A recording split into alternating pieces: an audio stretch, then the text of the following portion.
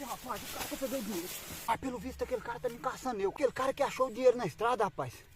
E eu falei pra ele que o dinheiro era meu e o dinheiro não era meu, cara. Eu tenho que achar aquele cara que falou que o dinheiro era dele. Eu achei o dinheiro e ele falou que era dele e não era, rapaz. Eu achar aquele cara, eu vou tomar o dinheiro dele e vou acabar com ele.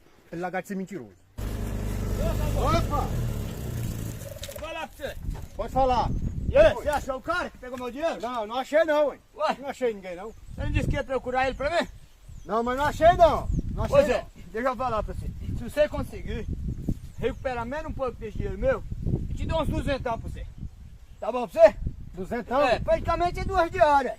2 diárias se você for trabalhar o braçal aí. Tá, se eu ver ele, eu entro em Não, contato. você vai me garantir, porque você foi o único que viu esse cara. Então, quem pode achar esse cara pra mim é você. Tá, Você me beleza. garante que você consegue recuperar esse dinheiro pra Tá, mim? eu vou procurar ele. Vou procurar ele. Então tá beleza, ó. Eu te Vou falo. contar com você. Tá beleza. Eu tenho que recuperar mais rápido possível esse dinheiro. Não posso perder cada